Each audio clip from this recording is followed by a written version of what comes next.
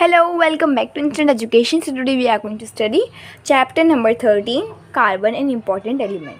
So this is a very vast, lengthy and very interesting chapter, and we are going to deal with carbon occurrence, properties, allotropes, hydrocarbons, carbon dioxide and methane occurrence, properties and uses. Okay. So in this first we'll be seeing about the concept map of the carbon. Okay, so here we go. So in these compounds we are having carbon, organic compound and inorganic compound. In the organic compound we are having organic compound. Inorganic compound are made up of minerals. Okay, whereas if you talk about the organic compound, they are made up of the plants. Indirectly or directly they are obtained from the plants and animals. Okay, organic compounds can be synthesized from inorganic compounds. Okay, so the inorganic compound, the main constituent is carbon. Carbon is an allotrope, and allotrope forms of this carbon is crystalline form and non-crystalline form. Don't worry, we are going to deal with the allotrope also. What is this? Okay, then in this occurrence of the carbon we are having combined state and free state, as well as we are having the form of the crystalline forms, and also we are having the non-crystalline forms. Okay, very interesting chapter. Okay, so in the combined state we are having carbon dioxide, carbonates, fossil fuel, carbonaceous nutrients and natural fibers. Okay, and in the crystalline form or free state we are having diamond, graphite and fullerene. In non-crystalline form we are having coal. Everybody knows कोयला. Okay, and in this the formation कोल कैसे बनता है, उसके steps क्या होते हैं, उसमें हम लोग को बताया गया है. इसके 4 टाइप्स होते हैं, जैसे peat, lignite, bituminous and anthracite. Anthracite is the 95% इसमें कोल होता है, और ये बहुत प्योर एंथ्रासाइड, मतलब कोल का सबसे महंगा वाला और सबसे हार्ड और एकदम ओरिजिनल फॉर्म होता है कोल का. And also we are having in this we are having charcoal and coke. Coke is the when the coal just what we say it is release the carbonaceous gases, तो उससे हम लोग का Coke बनता है. और अगर कंबाइन विद हाइड्रोजन होता है, अगर कार्बन जो है कंबाइन हो जाता है हाइड्रोजन के साथ, तो बनता है हाइड्रोकार्बन. ओके, सो भी हम लोग आ गए अपने टेक्स्ट बुक के ऊपर. Okay, so now in this हम लोगों के पास एक चीज़ है, that carbon and the element carbon is available abundantly in the nature and occurs in free state as well as in combined state. Okay, अब ये बहुत ज़्यादा इम्पॉर्टेंट है, इसमें भी मैंने इसलिए हाईलाइट करके रखा हुआ है. ओके, सो इसका देखो, सिंबल ऑफ कार्बन है C, atomic number of carbon है 6, और ज़्यादातर एटॉमिक मास जो होता है वो डबल होता है एटॉमिक नंबर के, तो हो जाएगा 6 to the 12. और इलेक्ट्रॉनिक कॉन्फ़िगरेशन है इसका 2 और 4, क्योंकि फर्स्ट ऑर्बिट में हमेशा 2 आता है ना, और सेकेंड ऑर्बिट जो है वो होता है 4. वैलेंसी कितनी है 4, क्योंकि वैलेंसी क्या होती है, लास्ट ऑर्बिट होता है तो 4 है, तो 4, और ये है एक नॉन मेटालिक एलिमेंट. ओके, अब देखते हैं. अब यहाँ आपको पता चल गया कि carbon is available abundantly in nature and it is in free और also in combined state. Okay, उस तरह समझ में आ गया. अभी इस चैप्टर में हम लोग करने वाले हैं properties of non metallic element. Okay, अब देखो यहाँ पर हम लोग चलते हैं अभी. ठीक है, अब देखो इसमें क्या लिखा हुआ है. Compounds obtained directly or indirectly from plants and animals are called organic compounds, and compounds obtained from the minerals are called as inorganic compounds, जो मैंने आपको कॉन्सेप्ट मैप में बता दिया था. राइट, अब देखिए यहाँ पे क्या है, all the organic compound contain carbon. समझ गए वाला, ये वाला बहुत इंपॉर्टेंट है. All organic compound contains carbon. Carbon is the main element in the cellular DNA and RNA that transfer the heredity characteristic from one generation to the next. Okay, अब देखो, अब यह हम लोग पढ़ने वाले occurrence of carbon. ठीक है, कार्बन. ठीक है, अब देखते हैं ये वाली चीज़. The name carbo is derived by the Latin word carbo meaning coal. Okay, carbon is found in nature in free and well as compound state. Carbon in the free state is co-found in, देखो अब जो carbon होता है वो जो free state में क्या होता है, डायमंड में ग्रेफाइट और fullerene. Wait and in combine, ये हो गए हमारे फ्री स्टेट के बाद। लेकिन the diamond in the combined state are the following compound as carbon dioxide and in the form of carbonate such as calcium carbonate, marble, calamine। calamine में भी carbon होता है तो ZnCO3। fossil fuel उसमें भी कार्बन होता है, तो ये कंबाइंड स्टेट की बात कर जा रहे हैं हम लोग, ठीक है। कोल, पेट्रोलियम, नेचुरल गैस, कार्बनेशियस न्यूट्रिएंट्स, इसमें भी कार्बन होता है but in the combined state. और ये क्या होता है, कार्बोहाइड्रेट्स, प्रोटीन्स और फैट्स, ठीक है। नेचुरल फाइबर्स में क्या इंक्लूड होता है, कॉटन, वुल एंड सिल्क। फिर अब हम लोग देखते हैं प्रॉपर्टीज ऑफ कार्बन, ठीक है। हम लोग ने यहाँ पे ऑकरेंस की बात कर ली है कि कार्बन कंबाइंड स्टेट में कैसा होता है, फ्री स्टेट में होता है डायमंड इसमें, और कंबाइंड स्टेट में होता है ZnCO3, natural fibres, carbohydrates, cotton, wool and silk. अब एलोट्रोप क्या होता है, what is allotrope? See, some elements occur in nature in more than one form. The chemical properties of these different forms are the same but their physical properties are different. This property of element is called as allotrope, ठीक है। Some element occur more than one form but इनकी जो chemical property होती है ना वो same होती है। हाँ, केमिकल प्रॉपर्टी सेम होती है but the physical properties are different, ठीक है। अब देखो, like carbon, sulphur and phosphorus also exhibit carbon allotropy. जैसे कार्बन है वैसे ही सल्फर और फॉस्फोरस में भी एलोट्रॉपी होता है। मतलब इसके बहुत सारे फॉर्म्स है कार्बन के, बट इनके जो केमिकल जो है ना वो सेम है, बट जो फिजिकल प्रॉपर्टी, जैसे डायमंड और ग्रेफाइट की बात करें, क्या उन लोगों का फिजिकल प्रॉपर्टी सेम है? वो क्या दिखने में सेम है? नहीं, बिल्कुल भी नहीं, but their chemical properties are same, therefore they are the allotrope of carbon, ठीक है। अब क्रिस्टलाइन फॉर्म की जो बात करते हैं हम लोग, ठीक है, क्रिस्टलाइन फॉर्म है या नहीं है? यस, ये कार्बन की प्रॉपर्टी में है ना। Allotrope form of carbon are crystalline form और non crystalline form. Crystalline form में आता है डायमंड, ग्रेफाइट और फुलेरिन। डायमंड तो हम लोगों ने हमेशा नाम सुना है, डायमंड बहुत महंगा होता है, ठीक है, और इसकी it is the hardest substance in the world and it is like इसका बॉइलिंग पॉइंट बहुत ज़्यादा होता है, हीटिंग पॉइंट आई मीन। वही तो crystalline form, a crystalline form has a regular and definite shapes arrangement of carbon. ये बहुत important line है, आपको हर आंसर में ये वाली लाइन ज़रूर मिलेगी। अ crystalline form has a regular definite arrangement of atoms. They have high melting point and boiling point. A crystalline form has a definite geometrical shape, sharp edges and plane surface. ठीक है।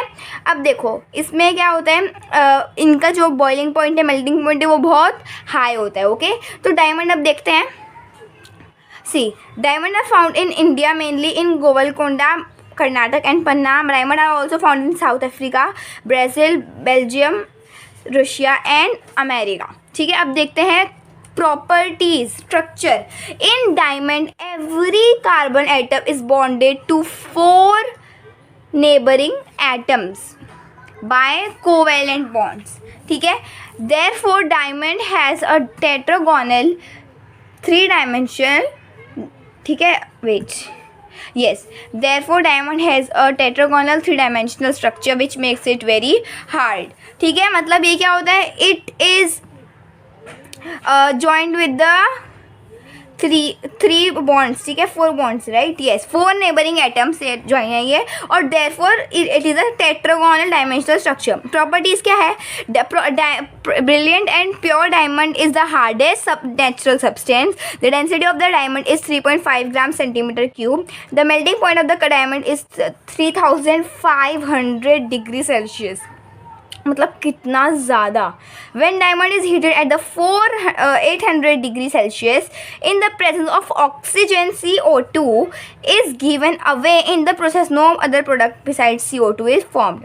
Diamond does not dissolve in any solvent. Solvent means वो पानी में तो बिल्कुल भी, जैसे कुछ भी kerosene, sulphur, anything you will keep, it will not dissolve at all. अगर ये सॉल्वेंट में, कोई भी सॉल्वेंट में हो तो एसिड और बेस का चीज़ है। मतलब acid and basis have also no effect on carbon, ठीक है, sorry diamond, okay. Then diamond is a bad conductor of electricity. और ठीक है, डायमंड क्या है, बैड कंडक्टर ऑफ इलेक्ट्रिसिटी है, मतलब ये बहुत रेजिस्टर, ये एक रेजिस्टर है और ये रेजिस्ट करने नहीं देता, पास नहीं करने देता इलेक्ट्रॉन्स को। Okay, therefore it is not a free electron. Uses तो बहुत ईजी है, glass drilling, they are use in ornaments, they are uses knives in eye surgery. Okay, then it is used in polishing other diamonds. Diamond is used to make windows, giving protection from radiation in space and artificial satellites. Okay, now if we talk about the graphite, graphite देखिए ये, और graphite का नाम तो सुन के ही पता चल गया होगा कि जो हम लोग पेंसिल यूज़ करते हैं ना उसमें ग्रेफाइट है, याद रखना। ठीक है, अब देखो, graphite is found in the natural state in Russia, New Zealand, America and India. The lead used in pencil is made by mixing graphite with the clay. This process was discovered by the Nicolas Jacques Conte in 1795. Structure क्या है? Every carbon atom in the graphite is bonded to 3 other carbon atom. इसमें क्या था? First वाले में क्या था, diamond में 4 है, लेकिन इसमें क्या है, 3 है। Therefore it is the hexagonal layer is formed. Okay, hexagonal layer is formed. The graphite crystal is made of many sheets or layers of carbon. ठीक है, जो इसका जो क्रिस्टलाइन फॉर्म ऑफ कार्बन, तो एक ग्रेफाइट भी है और ये बहुत सारे लेयर से बना हुआ है कार्बन की, और these layers slip over each other on applying the pressure. One layer of graphite is called as graphene. ये अंडरलाइन कर दो, ठीक है, लाइन ये वाली बहुत इंपॉर्टेंट है। अब देखते हैं इसके यूजेस। तो यहाँ पर है हमारे पास यूजेस ऑफ दिस ग्रेफाइट। ठीक है, then this graphite is found in natural in desi graphite found in nature is black, soft, brittle and slippery. Inside each layer of graphite free electrons move continuously. मतलब क्या, ये है good conductor. Why? Because in the graphite each layer if free electrons move continuously within the entire layer. That's why it is the good conductor of electricity. Due to the layered structure it can be used for writing on paper. Then density of the graphite is 1.9 to 2.3 gram centimeter cube. और जो diamond का density था वो कितना था, 3.5 था, और इसमें कितना है 1.9 to 2.3. Graphite does not dissolve in most solvent, मतलब ज़्यादातर सॉल्वेंट्स में वो डिसॉल्व नहीं होता है। अगर यूजेस की बात करें तो यूजेस है इसकी, graphite is use for making lubricants. Okay, then we are having graphite is used for carbon electrodes. Graphite is used in pencil. Graphite is used in paint and polish. Graphite is used in arc lamps with giving bright light. Okay, and now we'll talk about the fullerene. Fullerene, तो ये आपने I know word नहीं सुना होगा कभी भी, Buckminster fullerene, but हम लोग पढ़ने वाले हैं इसको। ठीक है, fullerene an allotrope of carbon is rarely found in nature. ठीक है, ये rarely found in nature and it is found in soot and in interstellar space. The first example of fullerene is Buckminster fullerene C60. This electrope of carbon is named fullerene after the architect Richard Buckminster Fuller because the structure of C60 resembles the structure of the geodesic dome he designed. मतलब जो fullerene का जो जैसा fullerene दिखता है ना वो कुछ इस तरीके का है, और ऐसा किसी ने शेप बनाया हुआ था और उन्हें बनाया था रिचार्ड बकमिंस्टर फुलरीन ने बनाया था। ठीक है, तो Harold Kroto, Robert Curl and Richard Smalley are given the Nobel prize in the chemistry 1995 for the discovery of the carbon allotrope. Okay, then we are having C60, C70, C35, C82 and C86 are the other example of fullerene. Their molecules are in small numbers in the soot. Okay, अब इसकी बात करते हैं हम लोग properties की. ठीक है, तो यहाँ पे प्रॉपर्टीज़ लिखी हुई हैं. ओके, जितना आपको बोल रही हूँ मार्क करने, please just mark then because they are very important and they can be come in exam. Okay, whether it is for 3 marks, 2 marks or 1 marks. Properties of the carbon, why I am saying carbon here. Fullerene. Molecules of fullerene are found in the form of buckyballs and buckytubes. There are 30 to 900 molecules atom carbon in the one molecule of fullerene. Fullerene are soluble in organic solvents such as the carbon dioxide and chlorobenzene. I might think like you all have heard with this chemical name chlorobenzene. Okay, organic तो पता ही होगा, जो indirectly directly किससे होते हैं, obtain plant और animal से. अब प्रॉपर्टीज देख लिया कि इसकी क्या क्या होती हैं. अब यूजेस देख लेते हैं. Fullerene are use insulator. Insulator क्या होता है, जो कंडक्टर को जो इलेक्ट्रिसिटी पास करके रोकता है उसको बोलता है insulator. Fullerene are use is catalysed in water purification. At a certain temperature, fullerene exhibits superconductivity. Now we are going to talk about the non-crystalline form. Crystalline form हो गया है ना, सब पढ़ लिए. अब नॉन क्रिस्टलाइन फॉर्म में क्या आता है, the arrangement of carbon in it is not regular. Okay, मतलब इसमें जो क्रिस्टलाइन फॉर्म में थे उसमें सब रेगुलर था, डेफिनेट शेप था, ज्योमेट्रिकल शेप था. Okay, sharp edges, flat surface था. But in this we are not having any regular shape. Okay, not we are having surface also flat. But in this we are having coal, charcoal, coke and the other crystalline form of carbon. Okay, so in this coal, सबसे पहले coal is a fossil fuel. It contains carbon, hydrogen and oxygen. It also contains nitrogen, phosphorus and sulfur.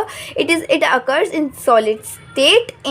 It is 4 types. Okay, 4 types का it is of 4 types. मतलब क्या होता है, coal is a fossil fuel, सबसे पहले ये mark करना है. उसके बाद it contains what, carbon, hydrogen and oxygen. ठीक है, अब देखो अब देखो पीट. Formation of peat is the first step of formation of coal. It contains high proportion of water and less than 60% of carbon. Therefore, not much heat is obtained from the peat. Okay, I hope इतना समझ में आ गया होगा कि जो पीट है वो फर्स्ट फॉर्मेशन होता है और इसमें क्या होता है, ज़्यादातर पानी होता है और थोड़ा सा कार्बन होता है. तो मतलब जो कार्बन है ना वो बहुत ज़्यादा वो प्रोड्यूस करता है हीट. ओके, तो okay, so now we are having the lignite. Peat was transform into lignite due to the increase pressure in the temperature inside the earth. अब देखो, जैसे मैं आपको बताया था कि पीट में जब हम लोग उसको हीट करते हैं तो ज़्यादा हीट प्रोड्यूस नहीं होती क्योंकि उसमें ज़्यादातर पानी होता है. बट अगर if you talk about the lignite one, तो जब हमारा जो टेम्परेचर हाई हो जाता है उसके बाद क्या होता है ना, उसमें 60 to 70% ऑफ कार्बन आ जाता है और lignite is the second step of the formation of the coal. ठीक है, तो इसमें क्या है, formation of the formation peat was transform into lignite due to the increase pressure and temperature inside the earth. It contain 60 to 70% of carbon. ठीक है, मतलब ये सेकेंड स्टेप हो गया. अब जो थर्ड स्टेप है ना बिटुमिनियस कोल, वो है bituminous coal was formed as a third step. ठीक है, थर्ड स्टेप है ये, हम लोग को पता है. और it contain 70 to 90% of carbon. ठीक है, तो देखो पीट में क्या था, 60% क्या था, पानी था, सॉरी लेस देन 60% कार्बन था. लिग्नाइट में 60 to 70% कार्बन है. उसके बाद बिटुमिनियस में 70 to 90% ऑफ कार्बन है. और जो एंथ्रासाइट की बात करते हैं तो anthracite is known as the pure form. It is a pure form of coal. This coal is hard and contains about 95% of carbon. I hope it's very crystal clear to you all guys that anthracite is known as the pure coal. If we talk about coal is done, है ना, कोल को हटा देते side में. उसके बाद है कोल. कैसे कोल के, देखो हम लोगों ने समझ लिया. प्लीज़ अच्छे से याद रखना कि कोल है फॉसल फ्यूल और वो क्या कंटेन करता है, कार्बन, हाइड्रोजन, सल्फ़र और उसके साथ साथ वो क्या कंटेन करता है, नाइट्रोजन, फॉस्फोरस और सल्फ़र.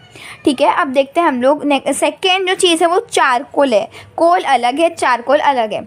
देखो, the charcoal that is made from animal is made, the charcoal that is made from animal is made from their bones, horns and etc. horns क्या होता है, सींग जो होती है जानवरों की. On the other hand the charcoal made from the plant is form by the combustion of the wood that is an insufficient supply of air. ठीक है, in an insufficient supply of air. अब देखो charcoal किससे बनता है, animal से, animal की सींग से, एनिमल की बोन से. ठीक है, और देन चारकोल कंबशन से भी होता है, किससे, प्लांट से. अब देखो जो यूजेज ऑफ कोल जो है वो क्या है. अब यूजेज ऑफ कोल की बात करते हैं तो coal is used as fuel in factories. Coal is used to obtain coke, coal gas or coal tar. Okay, and then coal is used in a thermal power plants for generation of electricity. Coke, अब देखो coke की बात करें तो pure coal that remains when coal gas has been taken away from the coal is known as the coke. ठीक है, coke देखो ऐसे दिखता है, ये देखिए, this is coke, this is the anthracite, this is bituminous, this is lignite, this is peat. Okay, अब बात करते हैं यूजेस ऑफ कोक की. तो it is use as domestic fuel. Coke is use as reducing agent. Coke is use in production of water gas CO+H2 that is carbon dioxide and water hydrogen and producer gas. Okay, अब इसके बाद जो है हमारे पास hydrocarbon. Okay, then solubility of carbon and then carbon dioxide. Okay, तो ये सब हम लोग पढ़ने वाले हैं हमारे नेक्स्ट लेक्चर में. सो नेक्स्ट लेक्चर आप लोग उसका वेट करिए, but I will try to upload that very soon. Okay, so I hope इतना आपको बहुत अच्छे तरीके से समझ में आ गया. हम लोगों ने 20 मिनट्स में काफ़ी सारे पेजेस कंप्लीट कर लिए हैं. ओके, और ये बहुत इम्पोर्टेंट था. ओके, बट आगे का थोड़ा सा और इम्पोर्टेंट रहेगा, बिकॉज इसमें आप लोगों को काफ़ी सारे यहाँ पर प्रोसीजर्स रहेंगे. आपको केमिकल रिएक्शन मिलेगा. मीथेन के बारे में, मीथेन की पूरी फैमिली के बारे में तो बहुत इंटरेस्टिंग होने वाला है. सेकेंड वाला लेक्चर उसको ज़रूर देखना. ठीक है, अब देखिए, I will meet you in the next lecture. तब तक के लिए take care, bye bye. Subscribe to my channel, like, share, bye.